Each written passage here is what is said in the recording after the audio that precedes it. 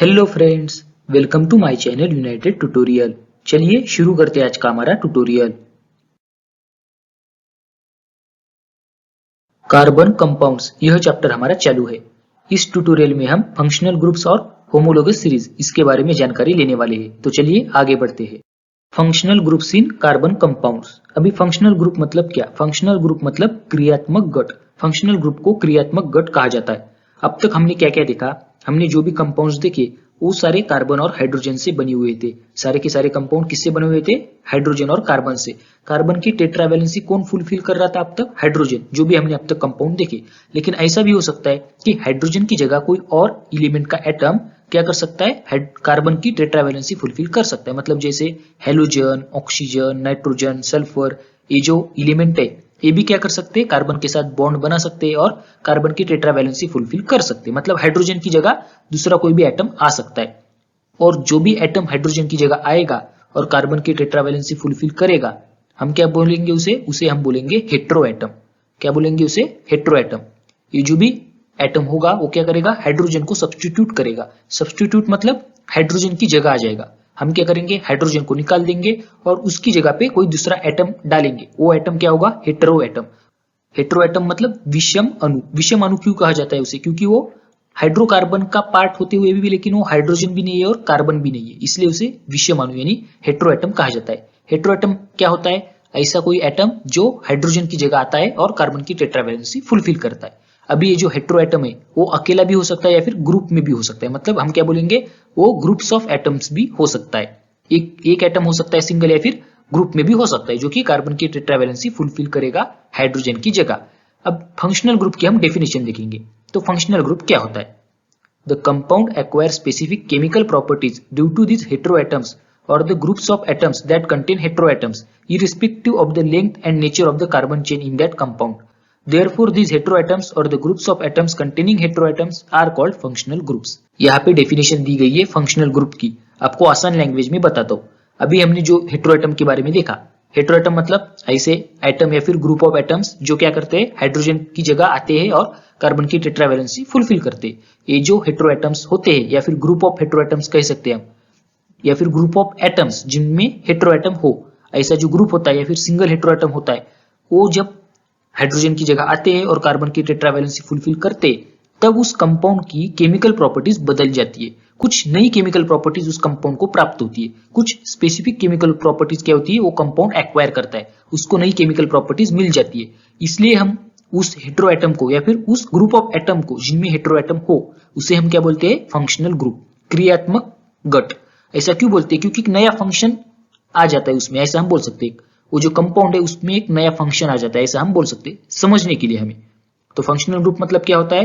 Functional group मतलब या तो हेटेरो एटम या फिर ग्रुप ऑफ एटम्स जिनमें हेटेरो एटम हो। ये क्या करेंगे? हाइड्रोजन की जगह आएंगे, कार्बन को लग जाएंगे और कार्बन की टेट्रावैलेंसी फुलफिल करेंगे। लेकिन ऐसा होने से क्या होता है? कार्बन को, उस कंपाउंड को क्या होती है? नई केमिकल प्रॉपर्टीज मिल जाती है, नई रासायनिक गुणधर्म उसको मिल जाते हैं और हम उसे क्या बोलेंगे? Functional group. वो जो हेटेरो एटम या फिर ग्रुप ऑफ एटम्स जिनमें हेटेरो एटम हो, उन्हें हम क्या बोलेंगे? क्रियात्मक गट यानी फंक्शनल ग्रुप। अभी आपको एग्जांपल दूंगा, आपको और अच्छे से समझ में आ जाएगा। यहाँ पे आपको चार्ट दिख रहा होगा। यहाँ पे हेटेरो एटम बोले गए, लेफ्ट साइड में हेलोजन, ब्रैकेट में है क्लोरीन, ब्रोमीन, आयोडीन, उसके नीचे ऑक्सीजन, उसके नीचे नाइट्रोजन, और राइट साइड में टॉप में फंक्शनल ग्रुप लिखा हुआ है। फंक्शनल ग्रुप का नेम है, स्ट्रक्चरल फार्मूला है, कंडेंस्ड स्ट्रक्चरल फार्मूला है। अब ये क्या होता है? पहला देखिए हेलो। हेलो क्या है? नेम है किसका? फंक्शनल ग्रुप का। हेलो मतलब हेलोजन फैमिली। क्या क्या आते हैं हेलोजन फैमिली में? आपको पता है 17 ग्रुप के एलिमेंट्स, क्लोरीन, ब्रोमीन, आयोडीन। लेकिन उनके नाम हम कैसे लेते हैं? क्लोरो। यहाँ पे प्रिंट मिस्टेक है, क्रोमो बोला गया है, क्लोरो है। Chloro, chloro, bromo, आइडो। जैसे हेलो बोला है उसी तरीके से क्लोरो, ब्रोमो, आइडो। और स्ट्रक्चरल फार्मूला क्या है? यक्स से दिखाते हैं हम। किससे? यक्स। यक्स मतलब जनरल हेलोजन, कोई भी, वो स्पेसिफिक कोई भी हेलोजन हो सकता है, जैसे chlorine, bromine, iodine. Structural formula जो कंडेंस्ड है वो भी उसी तरीके से है, यक्स। और जो आपको छोटी यहाँ पे लाइन दिख रही है, जो छोटी लाइन मैंने सर्कल की है, जो यक्स के पहले आपको दिख रही है, और नीचे भी जो फंक्शनल ग्रुप से उनके पहले भी आपको छोटी लाइन दिख रही होंगी। ये छोटी लाइन मतलब हम क्या बोल सकते हैं? उस फंक्शनल ग्रुप की वैलेंसी है। हम उस फंक्शनल ग्रुप की वैलेंसी उस छोटी लाइन से दिखा रहे हैं। यक्स से पहले एक छोटी लाइन है, मतलब उसकी वैलेंसी कितनी है? एक है, वो एक बॉन्ड बनाएगा, सिंपल है। सेकंड देखिए आप अल्कोहल, ऑक्सीजन हेटेरोएटम है, किसमें? अल्कोहल में। OH ऑक्सीजन और हाइड्रोजन से मिलकर बनता है फंक्शनल ग्रुप, किसका? अल्कोहल का। कंडेंस्ड स्ट्रक्चरल फार्मूला देखिए आप, क्या है condensed structural formula? OH। OH से पहले क्या है? एक छोटी सी लाइन आपको दिख रही है, वो क्या दर्शाती है? OH एक बॉन्ड बना सकता है, तो हम छोटी लाइन से दिखा रहे हो। तो OH क्या है? अल्कोहल। उसके नीचे अल्डिहाइड, अल्डिहाइड में क्या है? एक कार्बन है, एक हाइड्रोजन है और एक ऑक्सीजन है। कार्बन और ऑक्सीजन के बीच में डबल बॉन्ड है। CHO कंडेंस्ड फार्मूला क्या है उसका? CHO कंडेंस्ड फार्मूला है, ये भी एक बॉन्ड बनाएगा, CHO भी, तो अल्डिहाइड हो गया। उसके नीचे कीटोन, उसमें एक कार्बन है, एक ऑक्सीजन है, कार्बन और ऑक्सीजन के बीच में डबल बॉन्ड है। यहाँ पे जो CO बन रहा है कार्बन और ऑक्सीजन से, वो दो बॉन्ड बनाएगा, आपको दिख रहे होंगे, दोनों तरफ से छोटी लाइन दिख रही है, मतलब वो दो बॉन्ड बनाएगा। और सीधी सी बात है, देखिए आप कीटोन में देखिए ग्रुप में कार्बन क्या कर रहा है? ऑक्सीजन के साथ डबल बॉन्ड बना रहा है। ऑक्सीजन की तो ऑक्सीजन की तो वैलेंसी फुलफिल हो गई, लेकिन कार्बन की तो टेट्रावैलेंसी होती है। यहाँ पे सिर्फ दो बॉन्ड बन रहे हैं, मतलब कार्बन और दो बॉन्ड बनाएगा कीटोन में, तो इसलिए उसकी वैलेंसी भी दो है। यहाँ पे कार्बोक्सिलिक एसिड, उसके नीचे देखिए C डबल बॉन्ड O, एक सिंगल बॉन्ड O और एक हाइड्रोजन है, COOH। कंडेंस्ड स्ट्रक्चरल फॉर्मूला क्या है? COOH। ये भी क्या करेगा? एक सिंगल बॉन्ड बनाएगा किसी भी ग्रुप के साथ, मतलब कार्बन की जो चेन होगी उसके साथ एक बॉन्ड बनाएगा ये। उसके नीचे ईथर, जो हम O से दिखाते हैं, O, और उसके दोनों तरफ क्या है? दो छोटी छोटी लाइन से, मतलब वो दो बॉन्ड बनाएगा, ऐसा हम बोलेंगे, दोनों तरफ से उसके कार्बन चेन आ जाएंगे, तो ईथर है। उसके नीचे ईस्टर, ईस्टर में क्या है? दो ऑक्सीजन है, एक ऑक्सीजन कार्बन के साथ डबल बॉन्ड से जुड़ा हुआ है और एक ऑक्सीजन सिंगल बॉन्ड से, ये भी दो बॉन्ड बनाएगा, एक कार्बन बनाएगा, दूसरा ऑक्सीजन बनाएगा, क्योंकि कार्बन की एक वैलेंसी पूरी नहीं हुई और ऑक्सीजन की भी एक नहीं पूरी हुई, तो एक कार्बन बनाएगा, ऑक्सीजन बनाएगा। इस तरीके से COO यानी जो ईस्टर होता है, ईस्टर क्या करेगा? दो बॉन्ड बनाएगा। उसके नीचे नाइट्रोजन जो हेटेरोएटम है, किसमें? अमीन्स में, अमीन्स में नाइट्रोजन हेटेरोएटम है। यहाँ पे आपको दिख रहा है NH2, एक नाइट्रोजन दो हाइड्रोजन। नाइट्रोजन की हमें पता है वैलेंसी कितनी होती है? 3 होती है, मतलब वो क्या है? ट्राइवैलेंट है, उसकी वैलेंसी 3 होती है। तो दो हाइड्रोजन के साथ बॉन्ड बना रहा है, मतलब एक और बॉन्ड की जरूरत होगी, तो NH2 क्या करेगा? एक बॉन्ड बनेगा कार्बन चेन के साथ, तो ये हो गया अमीन्स। अब ये जो फंक्शनल ग्रुप है आपको समझ में नहीं आया होगा कि मतलब ये कैसे बॉन्ड बनाते हैं, किस तरीके से, मैं आपको एग्जांपल लेके बताता हूँ, लेकिन आपको पहले ये याद रखना है यहाँ पे कि जो फंक्शनल ग्रुप होता है वो कौन सा फंक्शनल ग्रुप क्या करता है, उसका नाम क्या होता है। OH मतलब अल्कोहल होता है, CHO मतलब अल्डिहाइड होता है, CO मतलब कीटोन होता है, COOH मतलब कार्बोक्सिलिक एसिड होता है, जो सिंगल O होता है और उसके दोनों तरफ से अगर कार्बन चेन होगी तो ईथर होगा, COO और उसके दोनों तरफ से कार्बन चेन होगी तो ईस्टर होगा, और जो NH2 होता है वो अमीन्स होता है। अभी आपको मैं एग्जांपल लेके बताता हूँ, एक एक एग्जांपल दूंगा, आपको समझ में आ जाएगा। देखिए पहला देखिए CH3Cl, मैंने आपको क्या बोला था? हेटेरोएटम क्या करते हैं? हाइड्रोजन की जगह आ जाते हैं, हाइड्रोजन को निकाल देते हैं और खुद आ जाते हैं, मतलब हम हाइड्रोजन की जगह उन्हें सब्स्टिट्यूट करते हैं, हाइड्रोजन को निकाल के हेटेरोएटम को रखते हैं। यहाँ पे देखिए CH3Cl, हमें पता है मीथेन का फार्मूला CH4 है, हमने क्या किया? CH4 में से एक हाइड्रोजन निकाल दिया, 3 हाइड्रोजन बच गए, CH3, और एक हाइड्रोजन की जगह हमने क्लोरीन लगा दिया, तो क्या बन गया? CH3Cl। तो आपको समझ में आ गया होगा कि जो हैलोजन से जो फंक्शनल ग्रुप बन रहा है उसका एग्जांपल किस तरीके से आता है, CH3Cl। अभी नेक्स्ट देखिए अल्कोहल वाला CH3OH, यहाँ पे हमने हाइड्रोजन निकाल के OH ग्रुप लगा दिया, सिंपल है, कुछ नहीं, हाइड्रोजन निकाला OH ग्रुप लगा दिया तो CH3OH आ गया। उसके नीचे अल्डिहाइड CH3CHO, हाइड्रोजन निकाल दिया, CHO लगा दिया, CH4 में से एक हाइड्रोजन निकाला, CHO लगा दिया, CHO ग्रुप आपको दिख रहा होगा, यहाँ पे सिर्फ सिंगल बॉन्ड बना सकता है CHO, तो CH3CHO बन जाएगा। उसके नीचे कीटोन, कीटोन देखिए आप CO जो है दोनों तरफ से उसकी छोटी लाइन से, मतलब दोनों तरफ से कार्बन चेन आ जाएगी, तो क्या बनेगा? CH3COCH3, पहले एक CH3 आएगा, बाद में एक CH3 आएगा, बीच में होगा CO, तो ये बन गया कीटोन। उसके नीचे कार्बोक्सिलिक एसिड का एग्जांपल CH3COOH, क्या बन गया? CH3COOH, COOH को एक CH3 ग्रुप लग गया, मतलब हम ऐसा भी बोल सकते हैं CH4 में से एक हाइड्रोजन निकाल दिया हमने और COOH को लगा दिया। उसके नीचे ईथर है, ईथर का क्या आएगा? CH3OCH3, हमने दो CH4 में से एक एक हाइड्रोजन निकाल दिए और दो वो क्या बन गए? फिर CH3CH3 बन गए और वो हमने ऑक्सीजन को लगा दिए, तो क्या बन गया? ईथर का एग्जांपल CH3OCH3। उसके नीचे ईस्टर का एग्जांपल CH3COOCH3, सेम उसी तरीके से ईथर का जैसे है उसी तरीके से ईस्टर का है, सिर्फ यहाँ पे बीच में COO है। अमाइन का एग्जांपल देखिए क्या आएगा? CH3NH2, हमने क्या किया? एक हाइड्रोजन निकाल दिया और NH2 लगा दिया, तो CH4 में से एक हाइड्रोजन गया, CH3 एक नाइट्रोजन बोल रहा हूँ, NH2 ग्रुप लगा दिया तो CH3NH2 आ गया। अभी ये जो सारे के सारे एग्जाम्पल आपको बता दिए मैंने, उनका नाम भी होता है अलग से। सही बात है, कंपाउंड है मतलब उनका नाम भी होगा, लेकिन उनका जो नाम है हम नॉमेनक्लेचर में पढ़ेंगे। आगे आपको टॉपिक है एक नॉमेनक्लेचर इस चैप्टर में, तब हम इनके नाम पढ़ेंगे, और जब हम इनका नॉमेनक्लेचर देखेंगे तब आपको और अच्छे से समझ में आ जाएगा कि ये कंपाउंड किस तरीके से बनते हैं। मतलब ये जो फंक्शनल ग्रुप है उनके एग्जाम्पल आपको और अच्छे से समझ में आ जाएंगे। फिलहाल आपको इतना याद रखना है कि कौन सा फंक्शनल ग्रुप कौन सा होता है। जैसे अल्कोहल OH होता है, अल्डिहाइड CHO होता है, ईथर मतलब ऑक्सीजन होता है, अमीन्स मतलब NH2 होता है। ये सारी चीजें आपको अभी ध्यान में रखनी है। तो चलिए आगे देखते हैं। होमोलोगस सीरीज, समझ आती है श्रेणी। होमोलोगस सीरीज मतलब समझ आती है श्रेणी। क्या होता है homologous series? The series of compounds formed by joining the same functional group in the place of a particular hydrogen atom on the chains having sequentially increasing length is called homologous series। यहाँ पे क्या बोला है, जो क्रम से बढ़ती जाती वाली सीरीज होती है, हम क्या बोल सकते हैं, जो क्रम से बढ़ने वाली जो श्रृंखला होती है उस पे विशिष्ट हाइड्रोजन की जगह पे अगर हम कोई क्रियात्मक गट यानी फंक्शनल ग्रुप अगर लगा देंगे तो जो सीरीज बनती है कंपाउंड की, उन्हें हम क्या बोलेंगे, होमोलोगस सीरीज। मतलब जो बढ़ने वाली चेन होती है, जो बढ़ती जाती है चेन एक एक कार्बन जुड़ने से, वहां पे हम क्या करेंगे, हाइड्रोजन की जगह पे कोई फंक्शनल ग्रुप लगा देंगे, तो अब क्या बनेगी, एक कंपाउंड की सीरीज बनेगी। उन्हें हम क्या बोलेंगे, होमोलोगस सीरीज।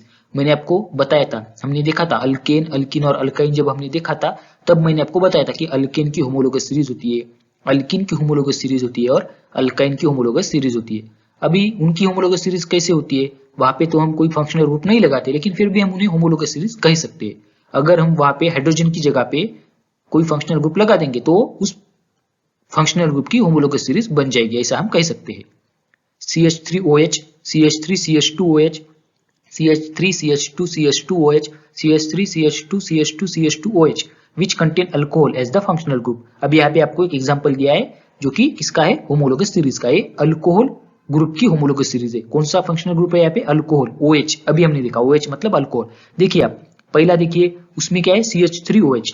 CH3OH में एक कार्बन है और एक OH ग्रुप है, और उसके आगे देखिए CH3CH2OH, यहाँ पे दो कार्बन एटम है और उसके आगे क्या है, फंक्शनल ग्रुप है OH का। मतलब देखिए आप, एक कार्बन एटम बढ़ गया, अभी उसके आगे देखिए और एक कार्बन एटम बढ़ गया और OH ग्रुप तो है ही, उसके आगे देखिए कार्बन एटम बढ़ रहा है लेकिन OH ग्रुप वैसे का वैसा है। मतलब हम क्या कर रहे हैं, जो बढ़ती हुई चेन है, एक एक कार्बन एटम से बढ़ती हुई चेन है, उसमें हम एक हाइड्रोजन की जगह पे कोई फंक्शनल ग्रुप लगा दे रहे हैं, और हमें क्या मिल रहा है, वहां पे एक होमोलोगस सीरीज उस फंक्शनल ग्रुप की मिल रही है। मतलब हम क्या बोल सकते हैं, हमें समझ आती है श्रेणी उस क्रियात्मक गट की यहाँ पे मिल रही है।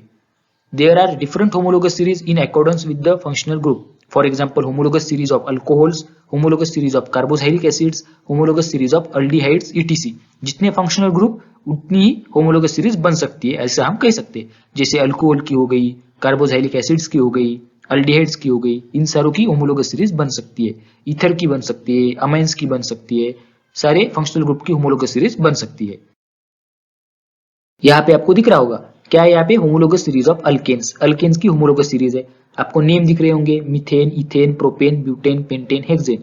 मॉलिक्यूलर फार्मूला क्या है, CH4, C2H6, C3H8। इस तरीके से आपको अगर आप ध्यान से देखोगे तो समझ में आ जाएगा। आप कोई भी दो एडजेसेंट, यहाँ पे देखिए जो कंपाउंड है adjacent compound, methane, ethane, example लीजिए मीथेन और इथेन का।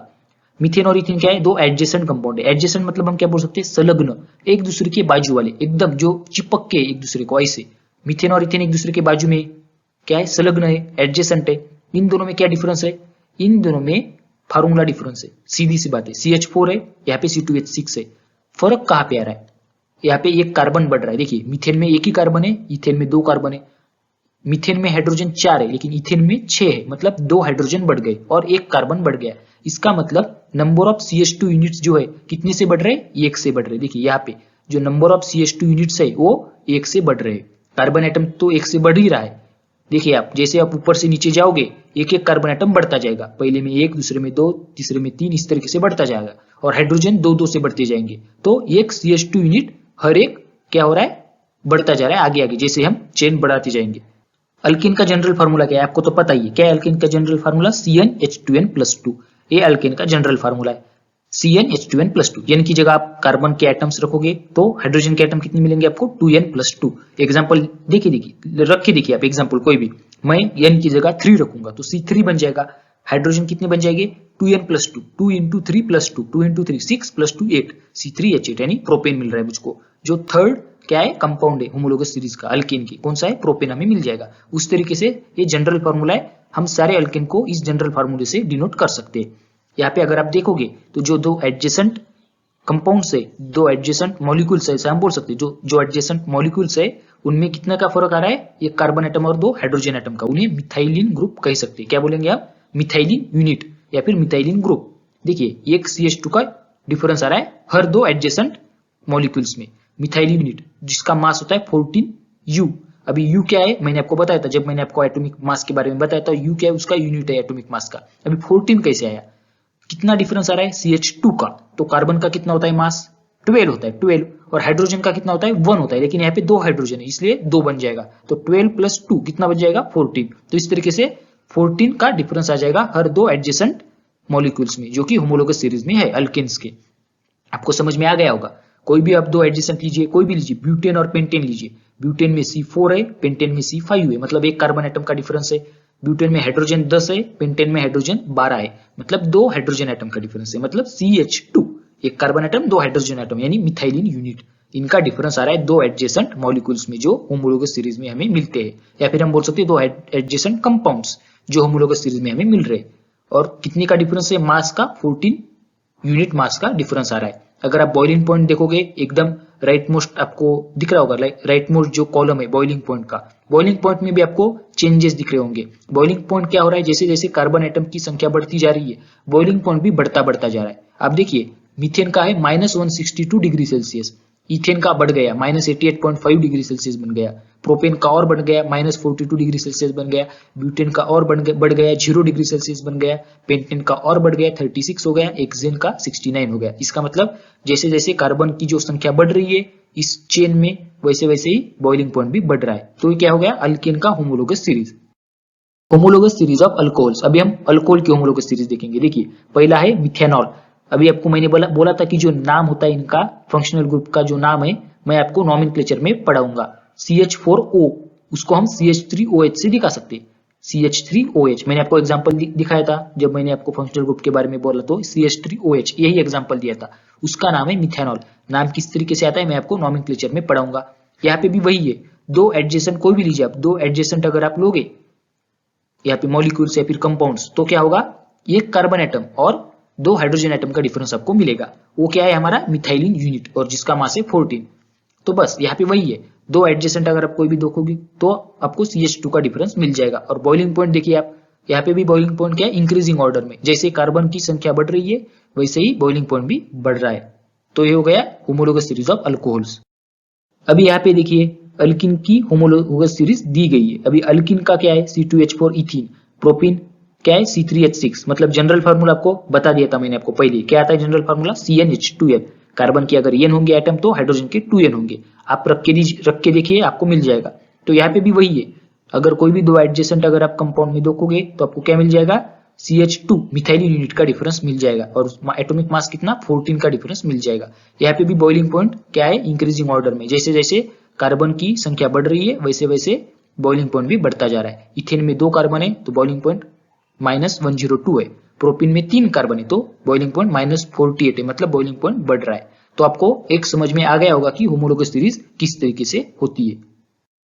From the examples we come to know the following characteristics of homologous series. अभी हमें होमोलोगस सीरीज की कुछ कैरेक्टरिस्टिक्स पता चल गए, जब जो हमने एग्जाम्पल अभी देखे उसमें से कौन से, while going from one member to the next in a homologous series, one methylene यानी CH2 unit gets added, molecular mass increases by 14U, number of carbon atoms increases by 1। सीधी सी बात है, ये तीनों चीजें हमें पता चल रही है। जैसे हम एक मेंबर से नेक्स्ट मेंबर में जा रहे हैं, क्या हो रहा है, एक मिथाइलिन यूनिट बढ़ रहा है, CH2 यूनिट बढ़ रहा है, हमने अभी देखा। मॉलिक्यूलर मास 14 से इंक्रीज हो रहा है, कितनी से, 14 से, वो भी हमने देखा कैसे हो रहा है, क्योंकि CH2 ग्रुप बढ़ रहा है। CH2 ग्रुप का कितना होता है, 14 होता है। एक कार्बन है, दो हाइड्रोजन, एक कार्बन का 12, दो हाइड्रोजन का 2, 12 + 2 14, और number of carbon atoms increases by 1, और एक कार्बन एटम बढ़ रहा है। वही CH2 ग्रुप बढ़ रहा है, मतलब उसमें एक कार्बन एटम बढ़ रहा है और दो हाइड्रोजन एटम भी बढ़ रहा है, ऐसा भी हम बोल सकते हैं। लेकिन इंपॉर्टेंट ज्यादा क्या है, एक कार्बन एटम बढ़ रहा है। जैसे जैसे आप पहले वाले मेंबर से अगले वाले मेंबर तक जाओगे, एक कार्बन एटम आपको ज्यादा मिलेगा,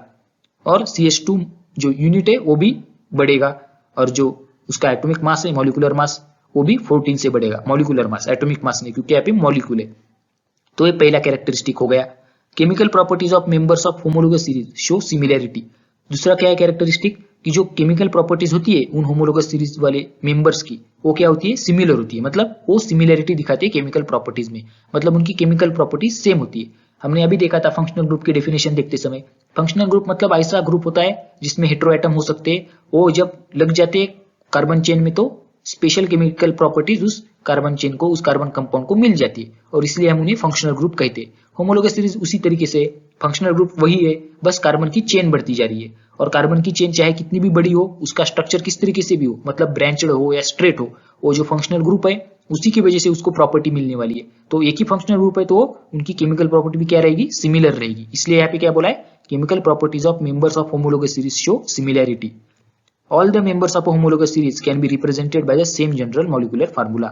ये भी सही है, जो होमोलोगस सीरीज का जनरल फार्मूला है वो सेम होता है, हम एक ही जनरल फार्मूला से पूरी की पूरी होमोलोगस सीरीज को डिनोट कर सकते हैं।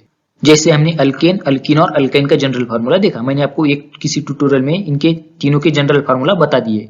अब जो डबल बॉन्ड और ट्रिपल बॉन्ड होता है वो भी एक फंक्शनल ग्रुप हो सकता है, ऐसा हम बोलेंगे, मतलब उन्हें हम फंक्शनल ग्रुप कह सकते हैं। क्योंकि देखिए क्या हो रहा है, हाइड्रोजन एटम की जगह पे कार्बन डबल बॉन्ड या फिर ट्रिपल बॉन्ड बना रहे हैं, और उसकी वजह से भी उनमें एक स्पेशल केमिकल प्रॉपर्टीज आ रही है, तो हम डबल बॉन्ड और ट्रिपल बॉन्ड को भी फंक्शनल ग्रुप की तरह ट्रीट कर सकते हैं। ये बात आपको याद रखनी है। तो आज हमने क्या क्या देखा, हमने फंक्शनल ग्रुप क्या होते हैं उनके कुछ एग्जाम्पल देखे, और होमोलोगस सीरीज क्या होती है उसके भी एग्जाम्पल देखे, होमोलोगस सीरीज के कैरेक्टरिस्टिक भी हमने देख लिए। तो आशा करता हूँ यहाँ तक आपको अच्छे से समझ में आ गया होगा। नॉमेनक्लेचर के बारे में हम आगे देखेंगे, जब हम नॉमेनक्लेचर के बारे में देखेंगे तब आपको और अच्छे से होमोलोगस सीरीज और फंक्शनल ग्रुप के बारे में पता चल जाएगा।